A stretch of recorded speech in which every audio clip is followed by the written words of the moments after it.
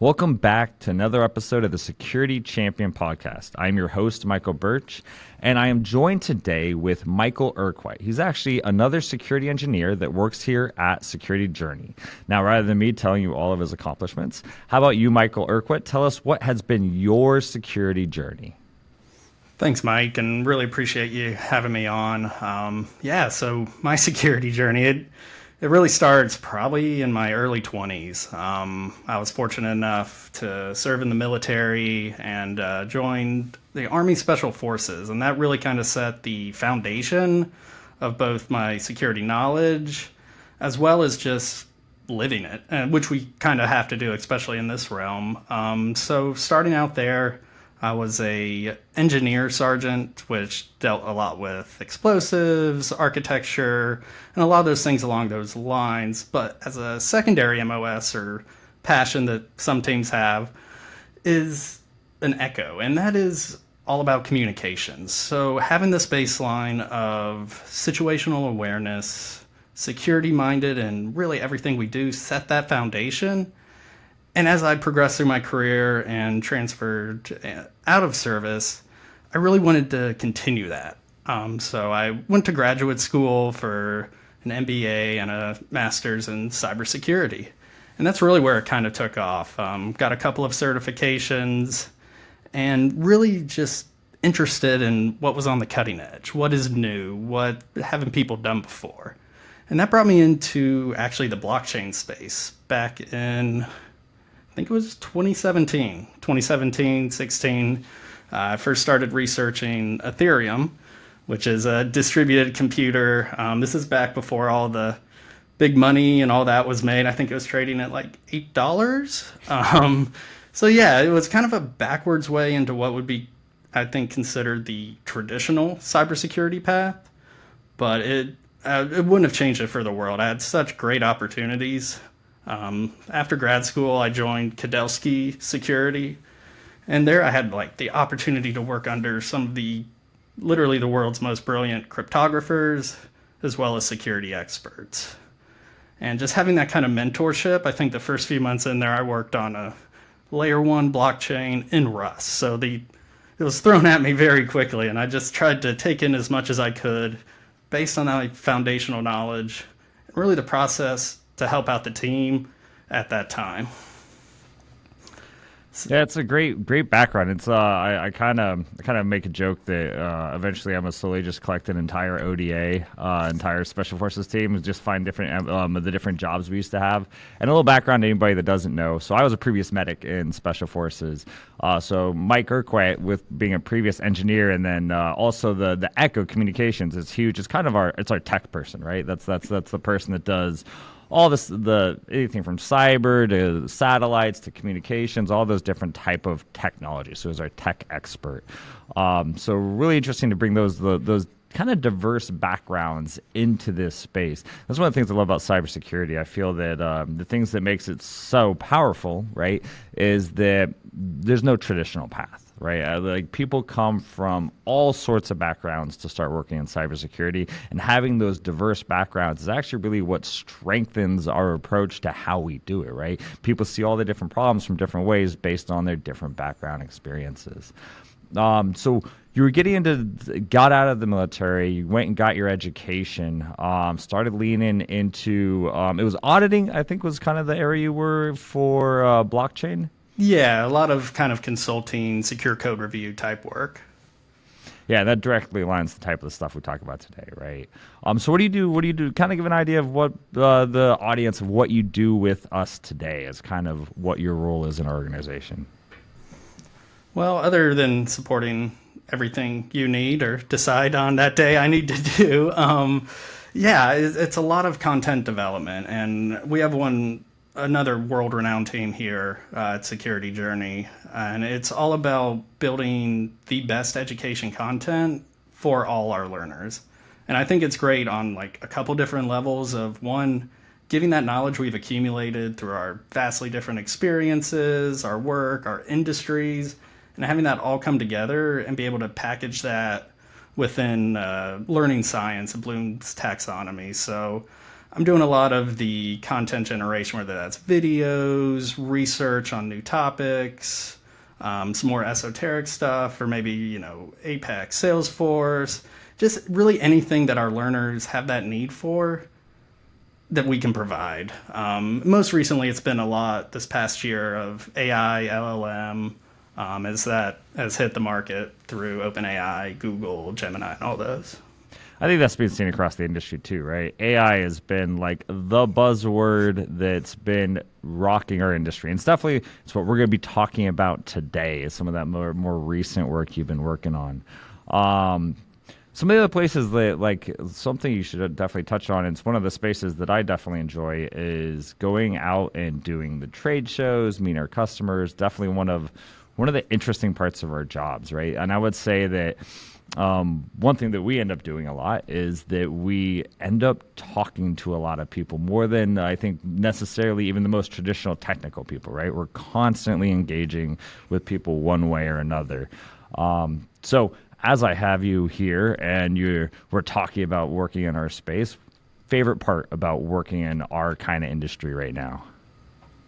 Right now, I think it really first one is the people, as you just said. The most recent conference we went to, a lot of people I talked to were college students or people pivoting careers and really looking to both enrich their knowledge and kind of themselves and how to get into the industry. And I think that's the biggest part, because the world's not becoming less digital.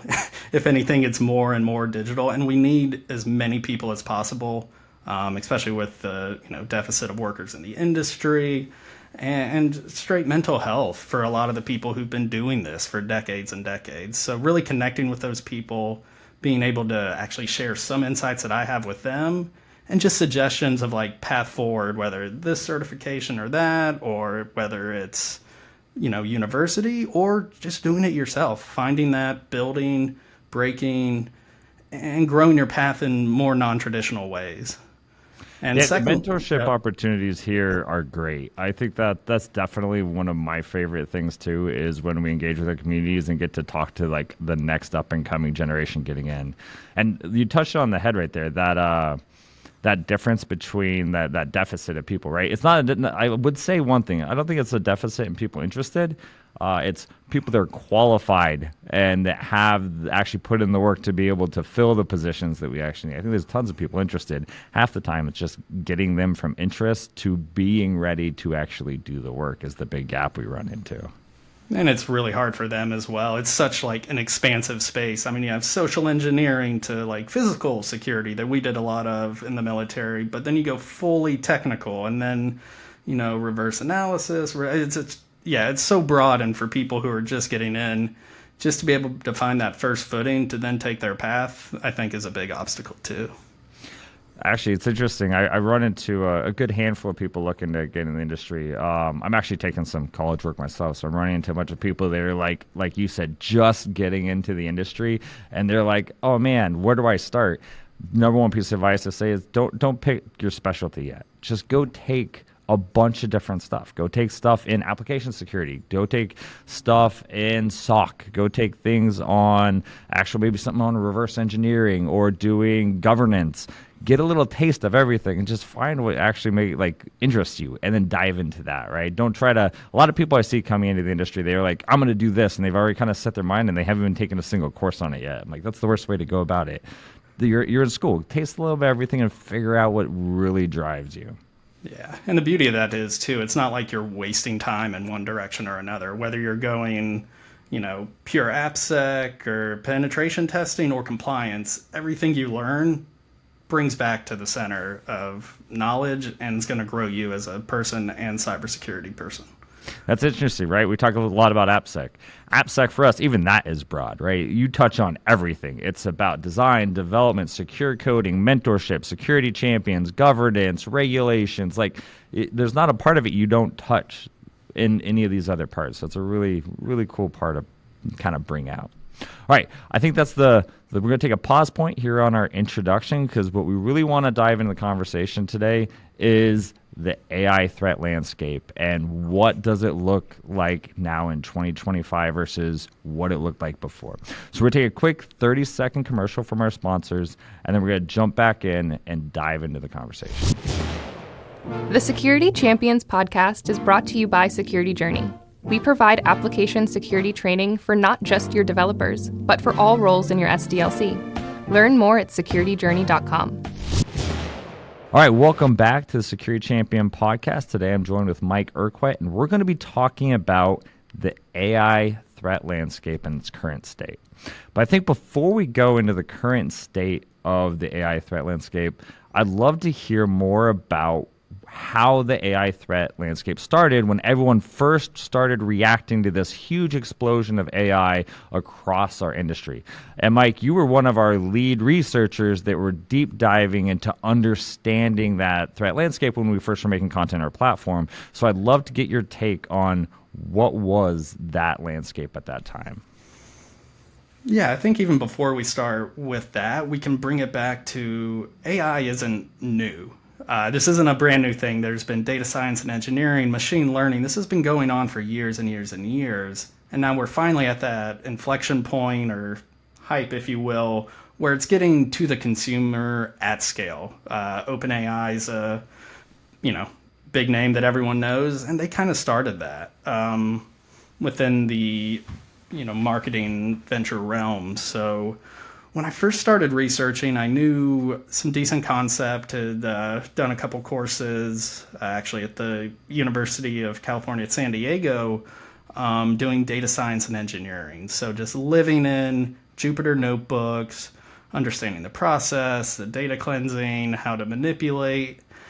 And from starting right there, we can now move into where we're at with the OpenAI and this current hype cycle of this powerful tool that we have and given off to everyone. And the biggest thing is it's not a whole lot different than what we've seen for the past decade. We still need to deal with authorization, authentication, certain injection points. The biggest thing now, though, is complexity and speed. So in my initial research, it was centered around the OWASP AI LLM Top 10.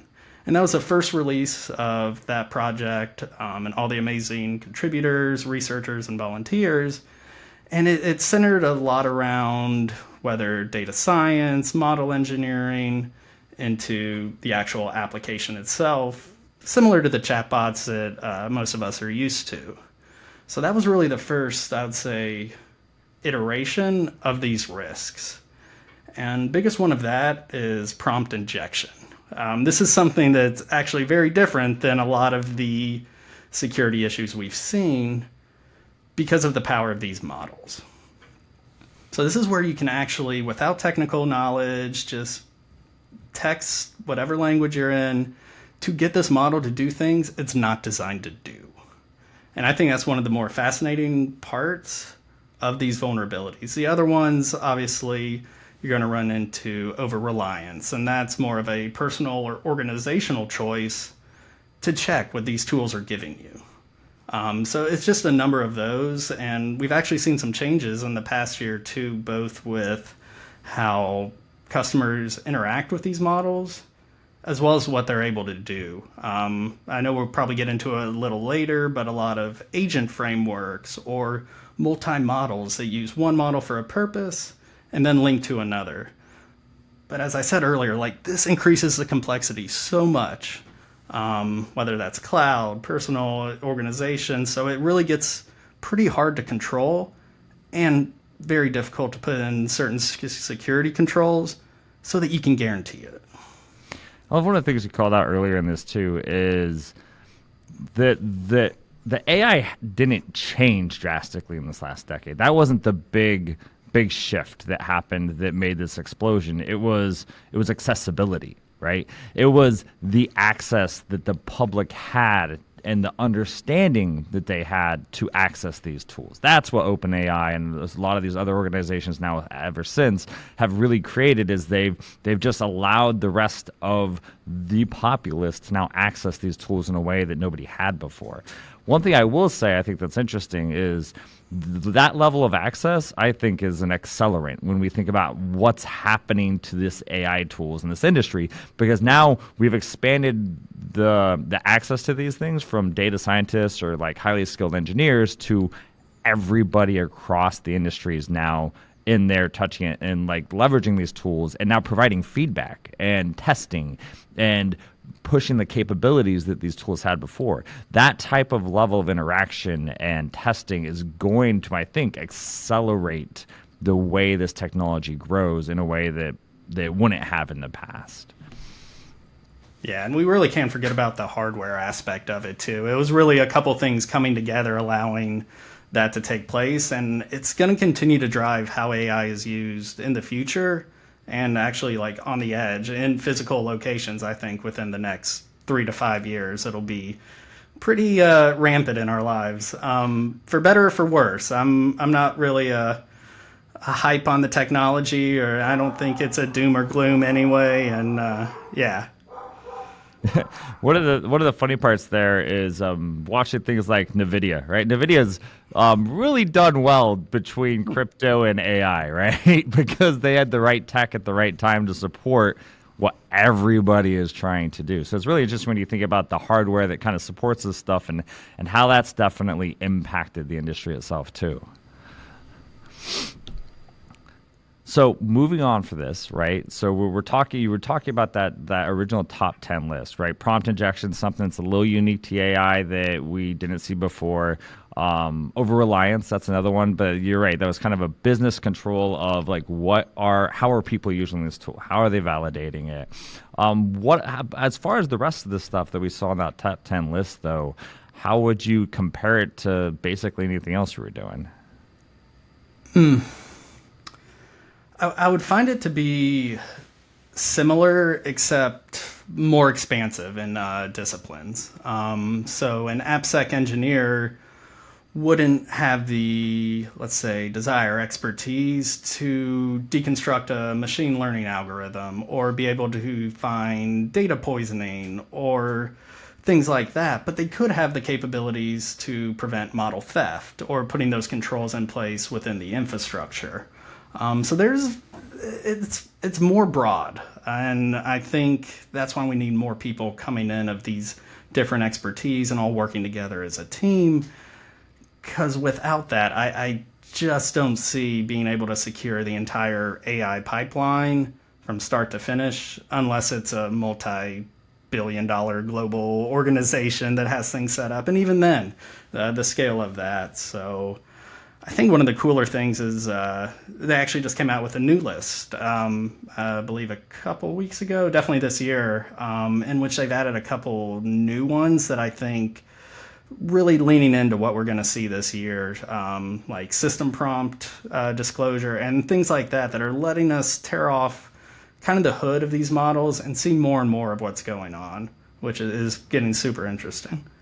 Well, I'd love to ask you on that then. So comparing the original list, which I would say the hard part about the original list is I think that everyone was trying to scramble and say, hey, let's get together like as fast as we can, the most important stuff we think we can get to the publish so they can start securing these things, understanding the threats, versus now we've had a little bit more time to refine.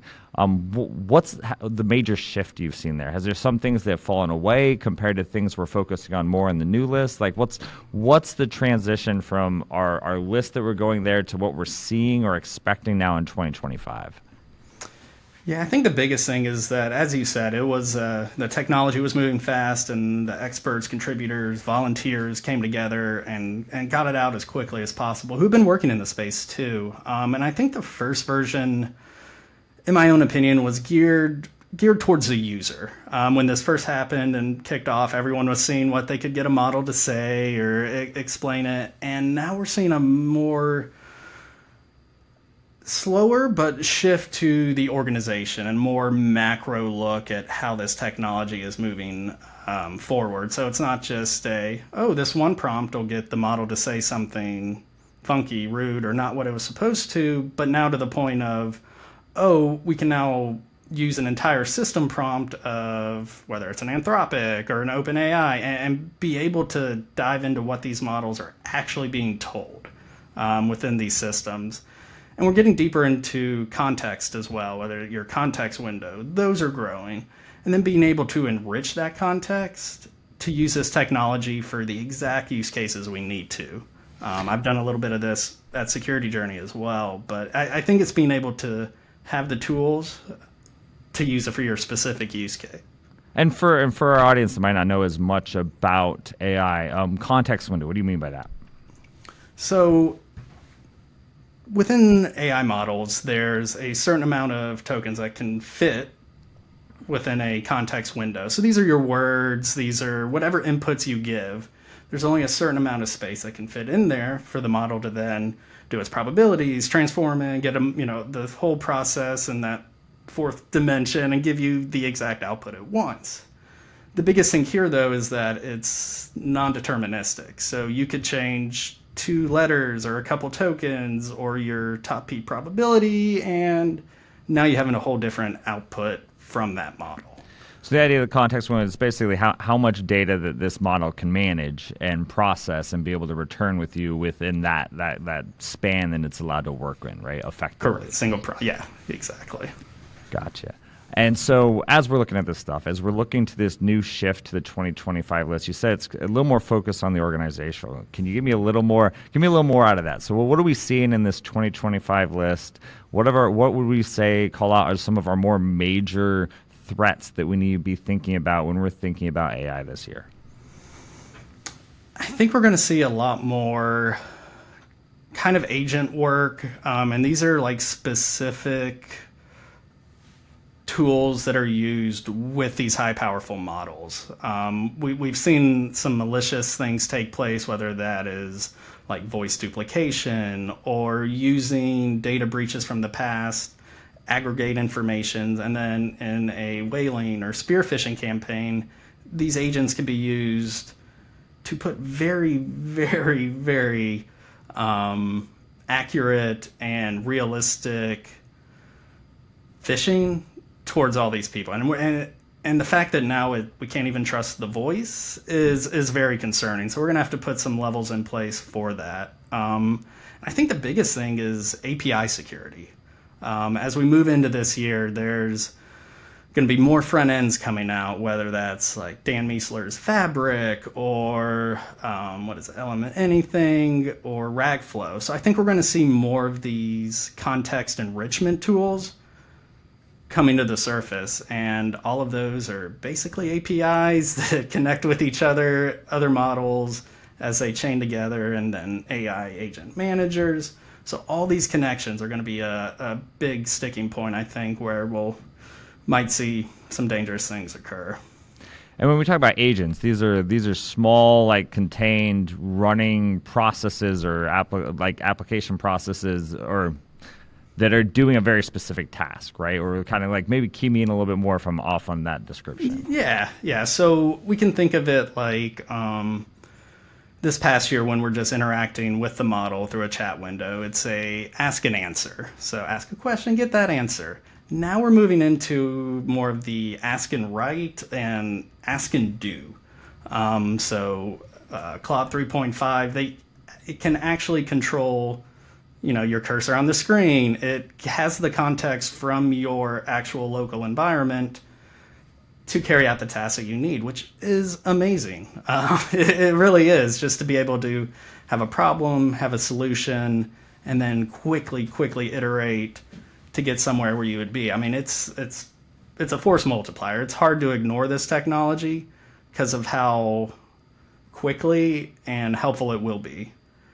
So these agents are specialized. They do specialized tasks for these AI models, then, is what we're talking about. Right. You can think of them as, let's just say, like clip-on apps, where they have a specific purpose, they have different tasks, they have different success criterias, and depending on what framework you're using, whether that's Crew AI, there's actually a manager that takes, let's say, leadership over these AI agents. I've played around with it, and it sounds very powerful and awesome, but also it kind of gets itself out of control a couple times, such as just a recursive loop, or it'll convince itself this is a success criteria. So you really have to be able to limit it to that scope you need while also staying within the context window. So we'll hear a lot of hype about it this year, but I think there's still a lot of work to be done, and that human oversight is going to be more and more important as we go through. I see it more as a human machine collaboration, not just, oh, here's a AI agent, now we don't need a accounting department. It'll be like Excel in the 90s. It'll be able to augment the people doing the task right now, but in my mind, not a full replacement. One of the things I find interesting with this too, though, is when we think about some of these agents and other things we work with, a lot of those are getting generalistic models to do specific tasks, right? One of the things I find interesting, I think, is even almost more powerful and continue, I think, to lean into is the more specialized models that are built to do one thing and they're built to do it really, really well. And actually, that's something I always talk about when we think about security, right? When we do about security, we don't necessarily, I don't want a whole hodgepodge of different tools that could do one tool that does everything kind of okay versus, look, I just want one tool to do one task. I want to do it really well. Or I have a security feature, right? Like if I'm going to do input validation on a function, it's way better if I drop my scope down, I do it on that one function, I do it very well for that one task versus having some larger clunky thing that's trying to validate 5 different possible scenarios for 5 different functions.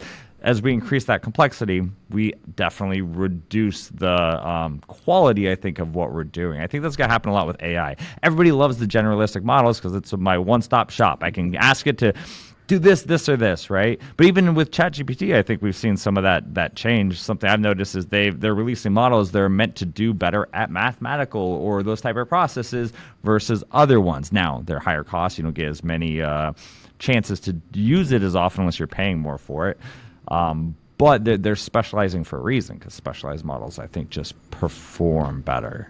Yeah, and I think they're going to put the kind of agentic AI agents within that, I think, same model. It'll be like a SaaS add-on that you can then, put on with that, whether at the enterprise. But there's also a lot of very powerful open source alternatives too that you can pull up right now and play along with. So it really comes down to just that process planning of what you want and how the AI kind of self-evolves through that. And as you said, it's narrowing that scope, but it's also being able to enrich that context, whether that's through RAG, some knowledge base, or just like prompt augmentation. There's many different techniques out there for prompt engineering where you can extract those little more details or specific actions just by wording it or giving it a compliment or telling you're doing a CTF or this isn't real, and then you'll get a different output than you would before, depending on the system prompt and other factors. So. Yeah, that makes a whole lot of sense. All right, I got to ask you a question. We're looking at this top 10 list for the 2025 year. If you've done research on this, we're building content around this for our own platform and stuff. Advice to our audience, if you were to say, hey, what's the number one thing you should think about as I'm working in security, I'm working at a company, I just needed the one thing we should keep top of mind to probably have the biggest impact of security for 2025. What would that advice be? It's so hard to, as we just alluded to in the past few minutes, it's, what's the enterprise doing? What's the specific part? And it's kind of a cop-out because I think there's some really interesting things out there. I think we'll probably see some high-profile, maybe model theft or some things coming up, but they bundle it up, but it comes to over-reliance. It's such a key part of this. I've ran into it, and, especially here at the team, it's helping out. It's just, you can scale, but the quality is sometimes just not there. And I think it's just don't get ahead of your skis on what you're trying to implement at your enterprise. Because if you open up your entire, knowledge base of your company and it's not properly isolated, controlled, and secured, that all can leak through into an external environment without, yeah, and it's just so expansive and complex that I hate to say it, but it's just bound to happen. Interesting when we bring up over reliance too is I actually am surprised this never made it to a list before the AI top 10. Because let's be real, over reliance on security tools is probably what I think is one of the biggest threats to organizations over the last couple decades, right? The fact is, what is one of the number one things I run into when we talk about teaching people to make sure they understand how to build things securely, or hey, you should have a champion program, or you should be doing you should be changing culture, all this stuff. Like, oh, we got a tool for that, right? SAST or DAST will catch it, or we have scanning tools, we have these security tools we bought that are the one-stop shops. They got us covered. I call that over-reliance. Over-reliance on security tools and using it to replace building a quality product from the beginning, right? And I consider quality and security to be analogous. They're the same, right? They one. You don't have one without the other.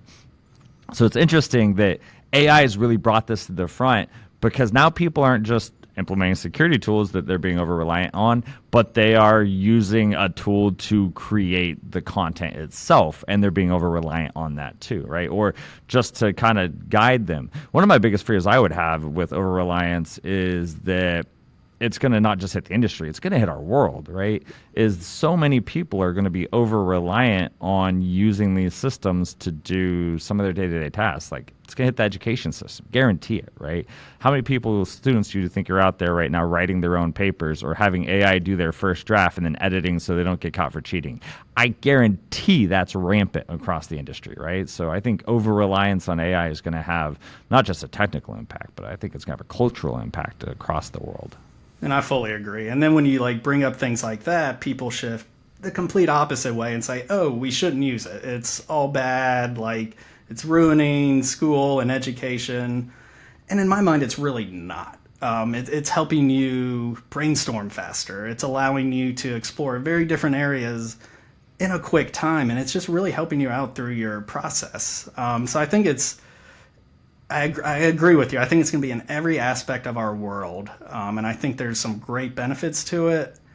And also, we just need to be careful and look at the fragility of a lot of these things too. If one certain part of the system, happens to not work, does that then work its way all the way down the chain to the end user, or perhaps something dangerous? Yeah, this is definitely one of those boxes you don't close again. This is out. This is real. This is part of our way forward. This is not going away. I definitely think that it means we have to rethink the way we're doing things, though. Like, we have to adjust. The naysayers, they say, "Oh, you shouldn't do it at all," which we've been running into, I think, in organizations too, where they're like, "Nope, we're just not going to use AI, period. We're going to shut it all down." I think I don't know. Security mindset, maybe that's good to start with, and then you start unveiling it as you get a grasp of the security of it, but that can't be your stance going forward forever. If you don't adopt to AI, you're going to get left behind, right? Good. Yeah, and then I'm sorry, man. Yeah, and a lot of people are like, "Oh, we'll just host the model locally, so you don't deal with a lot of the issues we brought up," which sounds great, and for a lot of tasks, I think is the correct option for a number of reasons. But the issue is that a lot of these, whether it's Llama they just don't benchmark as well as some of the enterprise models. So you're kind of in a back and forth situation. Are you losing some capabilities for security? So that's just an interesting thing I thought as well. Well, I also think when people say, like, "Hey, we'll just host our model local," what some of those organizations aren't doing are saying, "Hey, we're going to go buy a whole team of AI experts and then have them build this architecture out for us locally." What they're doing is they're just finding senior engineers that just are excited and think the topic's cool, and they're just going to throw it together for you, right? That's one of those big dangers of, everyone thinks this technology is cool and exciting. Do we have the right people working to do the right tasks that truly understand what they're doing and make sure they're going to keep these products secure? Yeah, and I fully agree with that. And I think it's the nice medium is being able to use those technologies we already talked about to enrich the context for what you need it for, and maybe throw another model in there to make sure that no sensitive information goes to the main model anyway. So there's a lot of layers that we can put in to solve the issues we're going to have this year as well. I think the interesting part here too is that I'm going to steal a saying that I talked to Noah, one of our other content creators and security engineers here at Security Journey, at a previous podcast when we went to Black Hat. One of the conversations we brought up there is we went and saw an AI talk, and the whole premise was, oh, I just tricked you into AppSec talk calling it AI because 99% of your problems are AppSec, right? And I think that's the part that we also have to embrace too, is dealing with this threat landscape. We still have to do the fundamentals. I mean, I think there's the core of it, right? And I'm gonna lean into our background a little bit. What makes someone special within like special operations or in the military, right? It's not that they know a massive amount different or are trained crazy different than someone that's a regular soldier.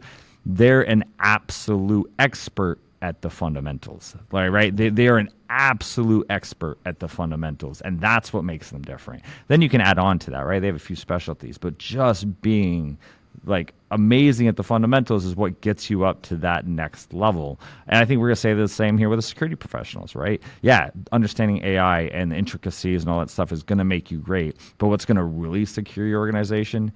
Be an expert at those fundamentals. Understand that AppSec and get that done well and right, and do good authentication authorization, good validation of input before we use it. Do secure design. Have you done just a simple threat model? A threat model on your system is probably going to give you more ROI than having someone in-house build a model for you. It's completely true. I mean, you stole that. I was going to say Green Berets are good at everything, but great at nothing kind of thing. That's just such a wide, expansive, yours sounded a little better with, and it's true though. It's that foundation is what everything else is built on top of. Like, great, you're an AI security engineer. You got to know API security. You got to know all those AppSec things as well. And it's, just seeing it through a slightly different lens, I think, is where the kind of titling and experting in the industry will come from. But the fundamentals are always the most important. All right, so we've talked about where the list was, right? We've talked about the current focus. Let's lean into to kind of above and beyond where we're going now. Where do we think this industry is going? Like I have some biased opinions here. I think it's I've used this story and actually example before. It's like microservices, right? Microservices are things where when microservices became the hot topic, everything became a microservice. If you weren't doing microservices, you weren't doing it wrong. But then we started realizing that was not the solution to every application. That doesn't make it faster. It doesn't make it better all the time. I think Agile had some of the same hype too. Not every process should be Agile. Even the people that claim to do it probably weren't necessarily being Agile, right? And then over the years, people kind of started reeling back on it and be like, okay, well, now let's take it out and let's only apply it into the places we think it actually fits. I think AI is going to happen the same way. I think everyone's putting AI into everything, and then a decade from now, AI will end up where it belongs, and we'll lose it from a lot of the places we don't need it.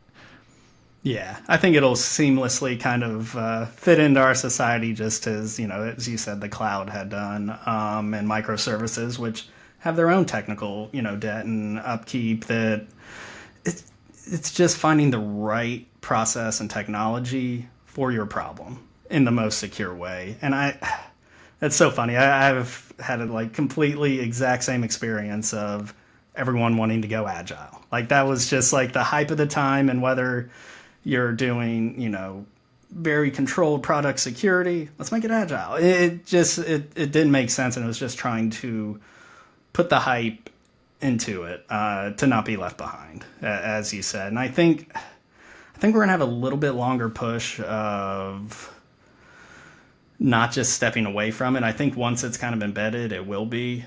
Especially in the physical realm. So NVIDIA's got, the new Jetson GPUs that they, are going to operate on the edge. This can be on a 5G tower.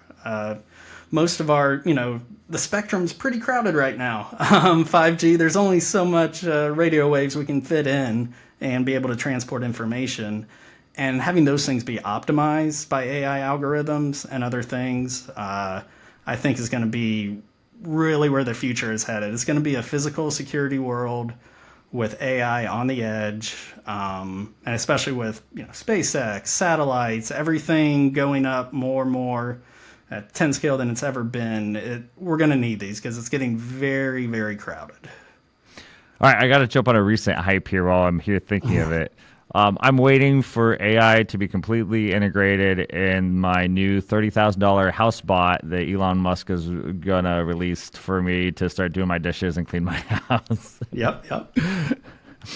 But all joking aside, it's amazing where I think this technology is going to go. It's definitely an exciting time. One of the things I actually think that I think it's going to redefine our industry in AppSec, to be honest. I think application security and the way that we think about that's going to drastically change. One of the biggest things I've heard recently is like, there's people claiming that in 10 years, people won't be writing code, right? It'll be AI writing code and people reviewing it. I don't know if I fully believe that, but I definitely think there's going to be a sway of that way. I think there'll be AI writing a lot of the arbitrary code, right? Where it will build out our unit tests, or it will set up our controllers for us automatically based on what we want to do. And then like we're in the functionality. I do think there's going to be a shift of how much code is written by people. So it's definitely going to change the way we need to be thinking about application security and where we need to be focusing on educating people and how to kind of approach that entire problem. Yeah, and it's really tough too, especially for, probably the newer generation 10 years from now getting into the industry. Because as you said, AI can write the code pretty well, let's just say, but you have to tell it what you want, exactly how, within a necessary scope, the exact specifics, the security controls you want in there. And this all goes back to, the SDLC. You got to gather these requirements. And in my mind, software developers are problem solvers. And this is just another tool that they can use to solve those problems. I think it's going to speed up a lot of processes.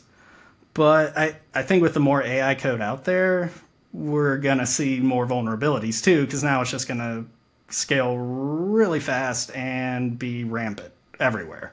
So it goes both ways, and then, let's use an AI to fix that one. But I just don't see it going that way just on how the technology is based. It's a, probability-based token system. So, yeah, it's interesting.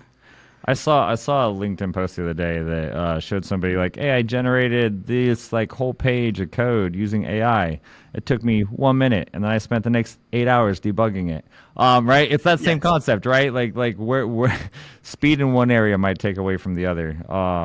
So especially when you're having something write something for you that then you have to go study. It's like reviewing someone else's code, right? It's like I don't know if anyone in this call has gone in and you open up someone else's code base that you have to go fix, and you're like, I have to spend the next 3 hours just figuring out where all this is touching, how it's connected, like that's a huge part of it. If you like leveraging AI, depending to what level we try to do it, you're doing that every single time, right? So figuring out how and when to use it's going to be a very interesting part of the next couple of years. Yeah, absolutely. All right, well, I think we're running down to the end of our conversation. Mikey, I want to thank you for jumping on, talking about AI with me, talking about the new landscape and where we're kind of leaning in forward. Also want to thank my audience for jumping in, listening to all our conversations here about AI and the future of application security. No, thank you so much, Mike. It's been an honor, and would love to ramble on with you anytime. It's great, and hope the listeners enjoyed as well. Well, out to my audience, thank you guys for joining us. Make sure you catch the next episode of the Security Champion podcast. And remember, security is a journey, not a destination.